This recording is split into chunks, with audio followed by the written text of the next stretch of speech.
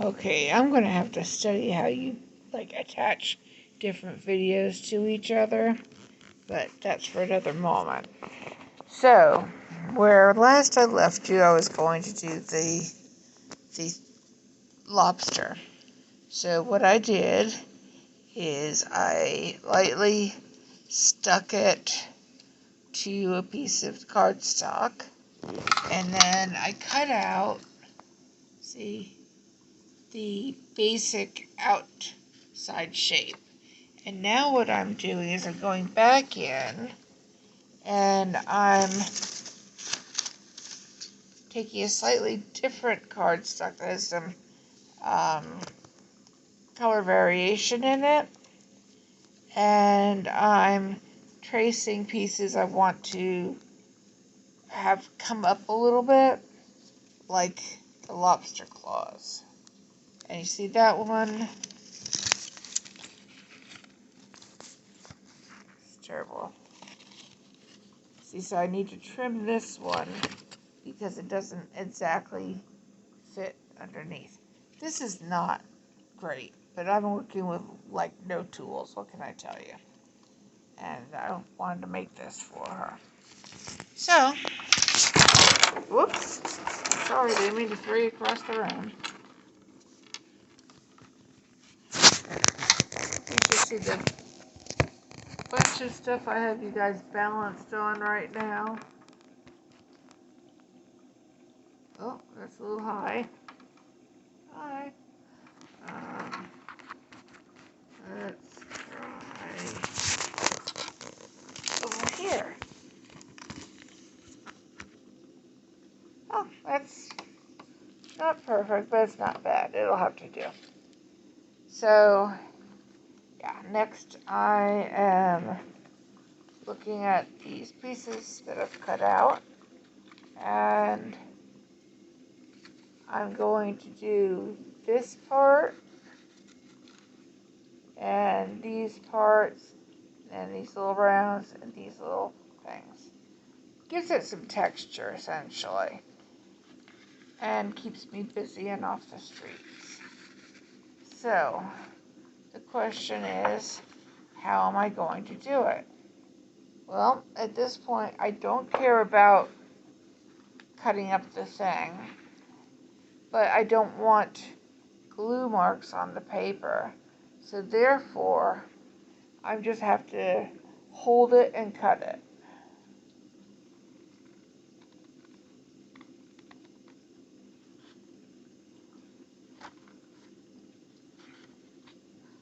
Oh, you know what I have?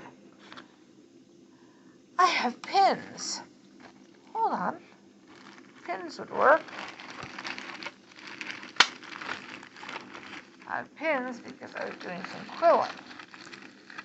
You guys have any interest in quilling? It's kind of an old-fashioned craft, but I think it's going to be coming back in. By the way, if I talk to you guys, I think you guys have given me so much confidence that I think I'd like to start a YouTube channel about random crafts, preferably, well, I love my resin and my polymer clay, but I'd like to focus, I think, everybody's short on money right now. I'd like to focus a lot on found items that you could do things with. Not so much the Dollar Tree hauls that people are doing. I mean, Dollar Tree crafts are great, but, like quilling. You can buy paper strips, you can buy the little things, or you can take a toothpick and cut some strips of paper and quill that way.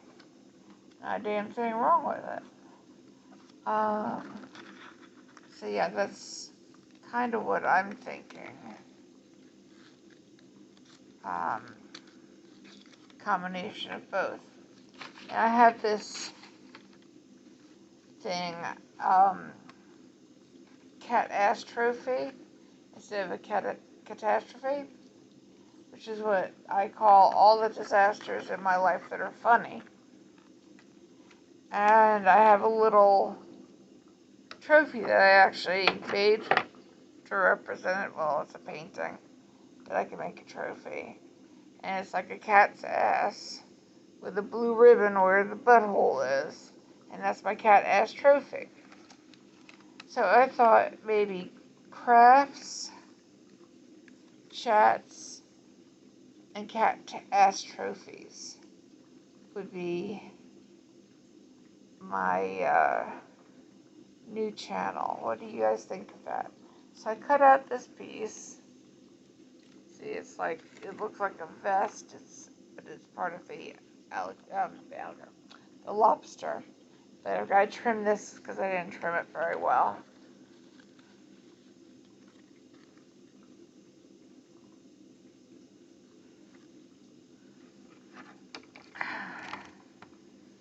Anyway, I'm trying to make plans to stick around for the new year. You know, this last year has been awful, and I am not unfamiliar with awful. Let me tell you, my life has been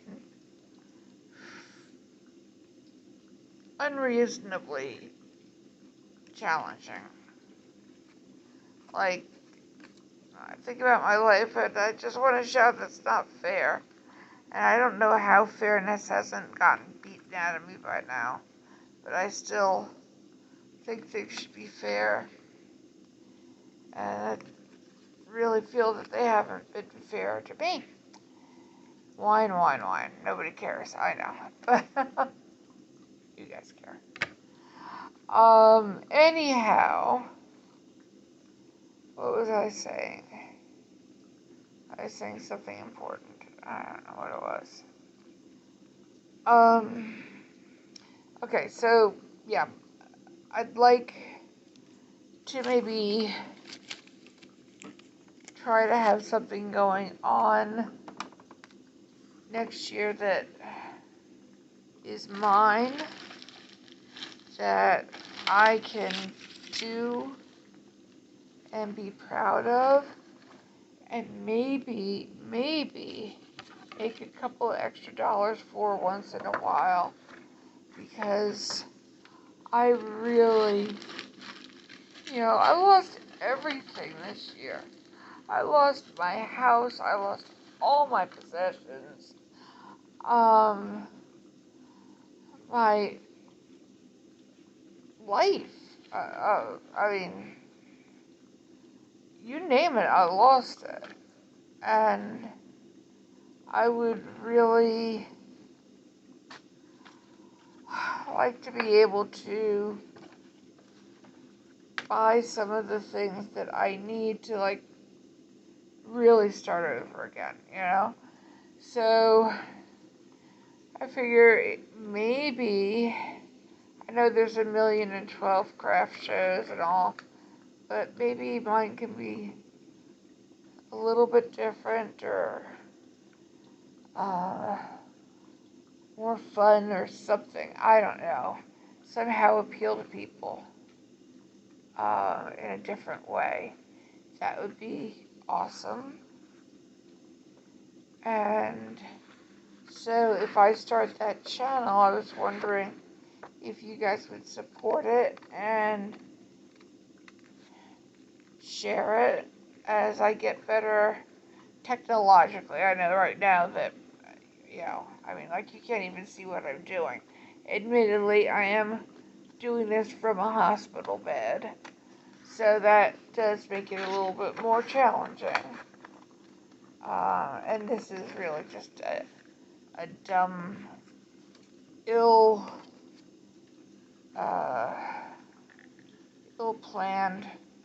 ill-executed craft.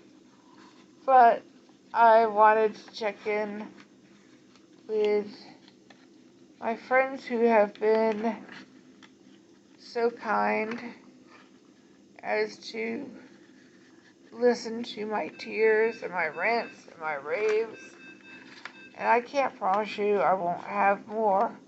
And I'm going to leave this channel for that because I really do need someone to tell my story to. And eventually I'd like to tell you guys my whole story. My life story about, being kidnapped when I was 2 and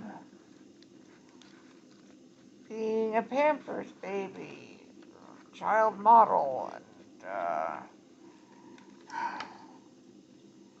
playing with ghosts when I was a kid, and doing psychic readings on bar stools for my mother's free drinks, and a lot of weird and interesting things I went through.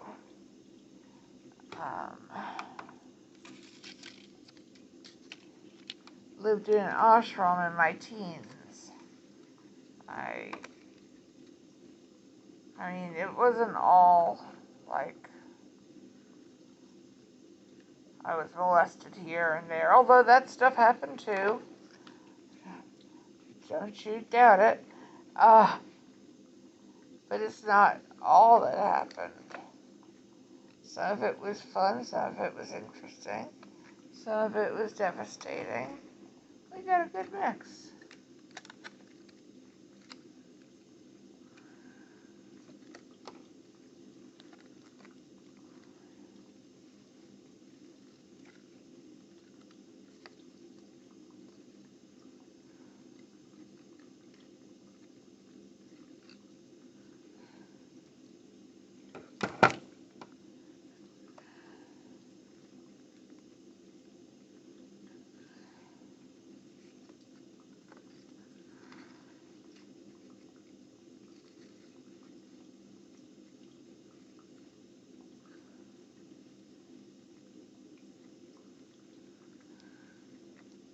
So, that was a dead silent for a minute, sorry.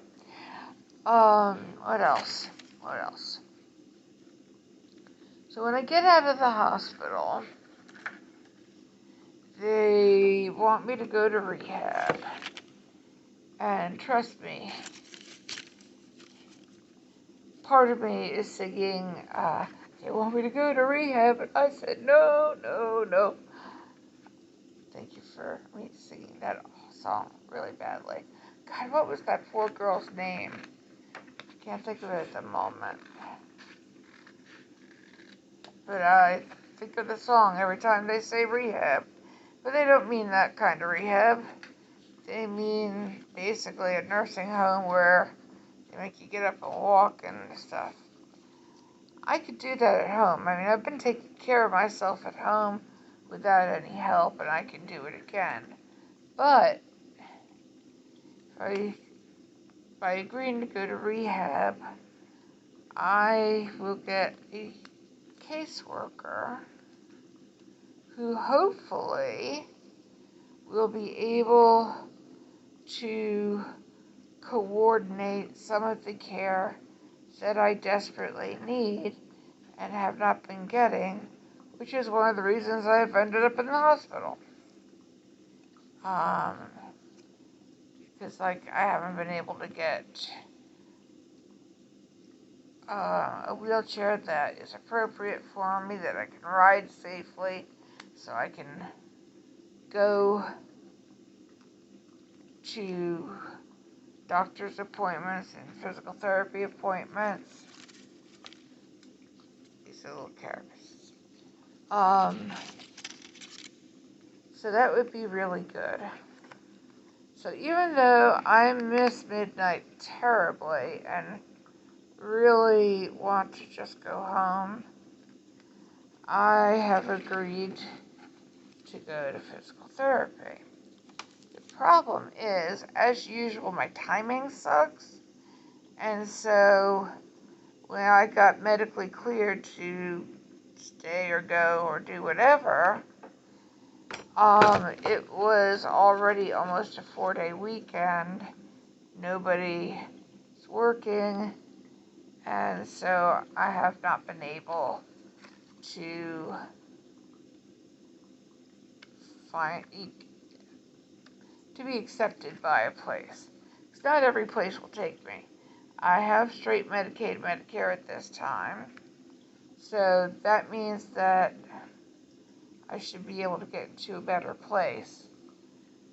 Unfortunately, with the managed care, they give you the dregs. And then with me being 350 pounds, do you know I was 400 when I came in here?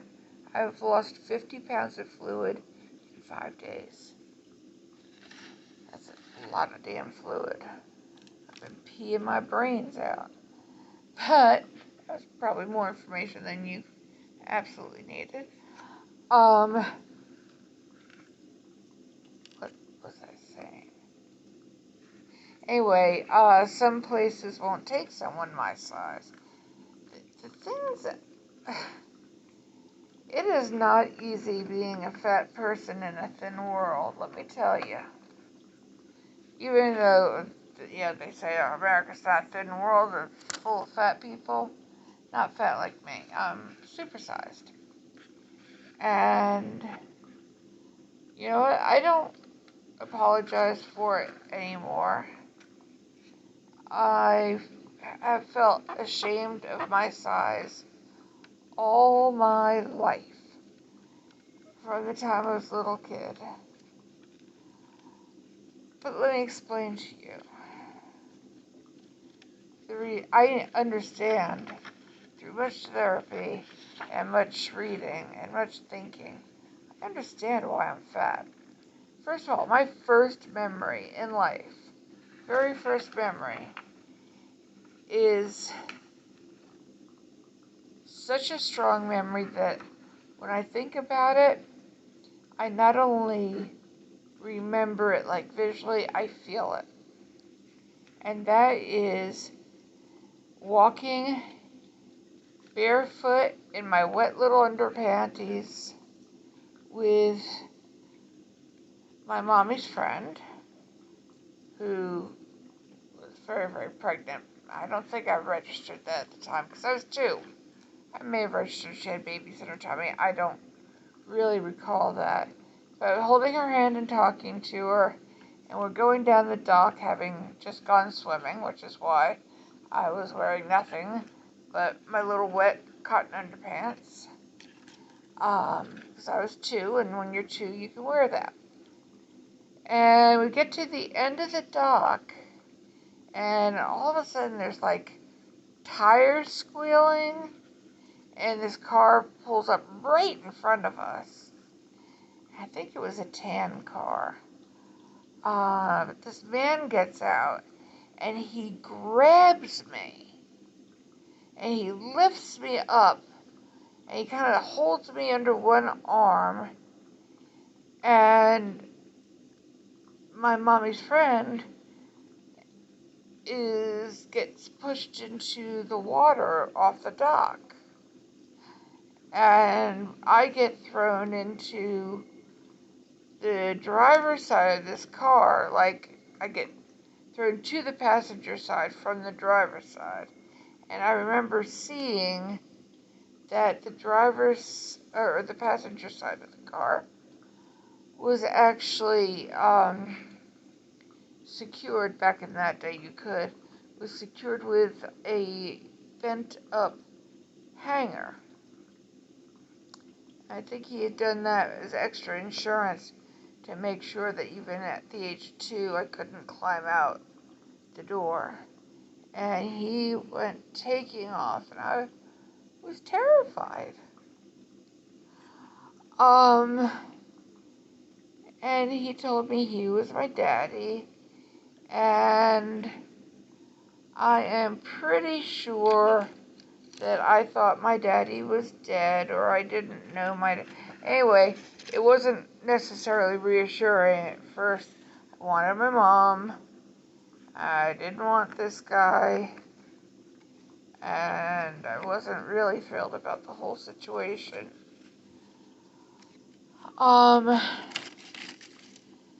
But, so he took me to a store. I don't remember. I think it was probably like a Walmart or Kmart, something like that.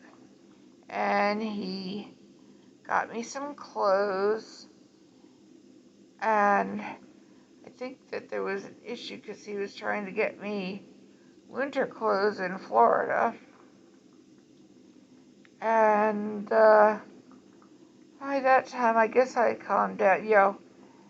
My life at that point had already, I think, taught me to just roll with weird shit going on.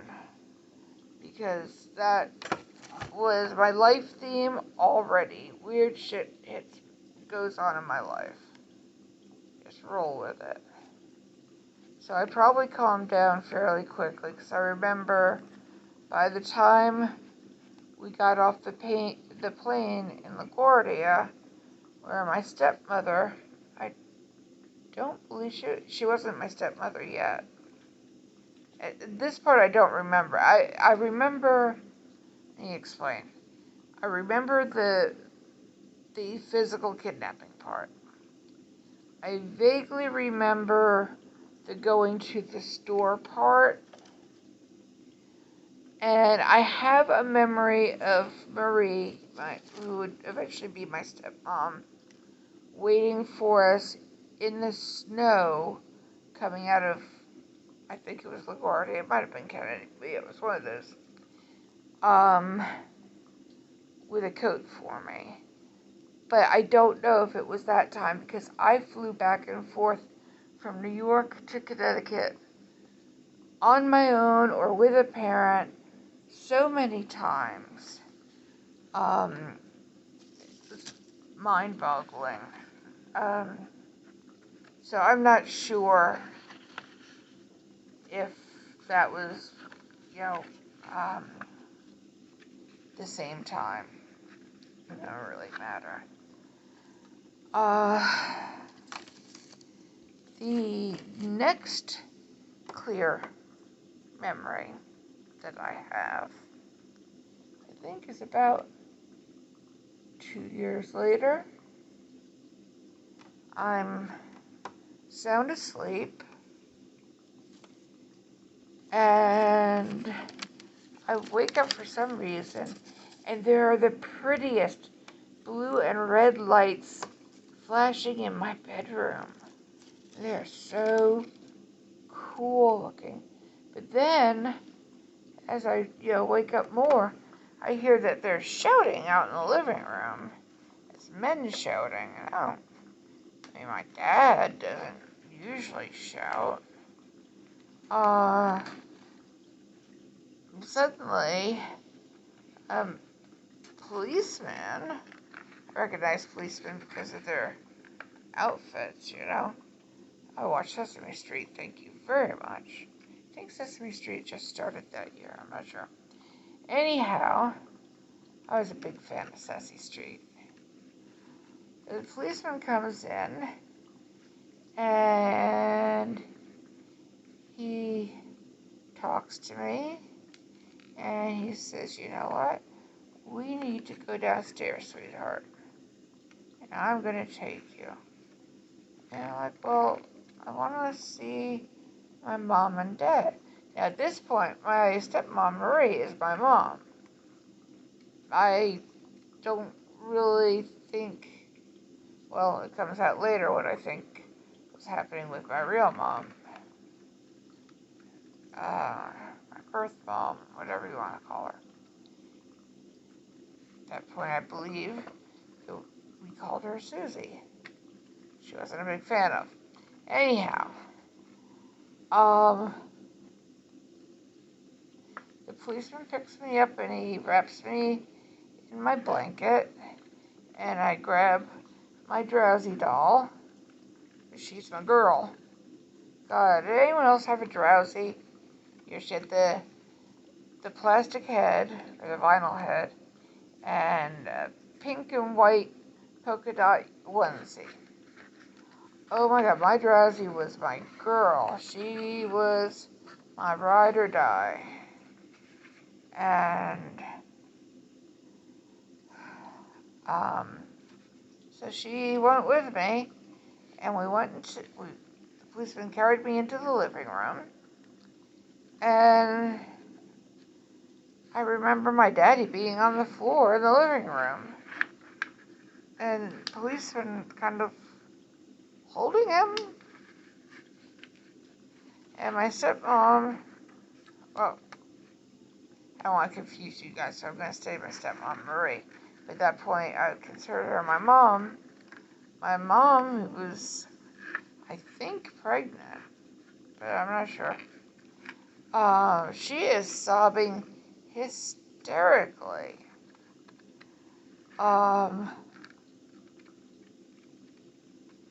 And so, of course, this is really upsetting to me.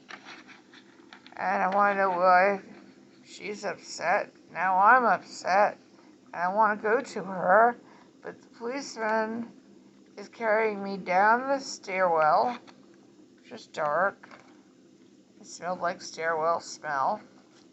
And I think there may have been people like peeking out from their doorways. But I'm like kind of crying and fighting the policeman at this point. And takes me out the front door. I want to get to the bottom of the stairs. And walks me to a police car. Puts me in the back with this lady. I don't know who this lady is, but I want to be with her. I want my mom and dad. And I don't want this lady. And what the hell, man?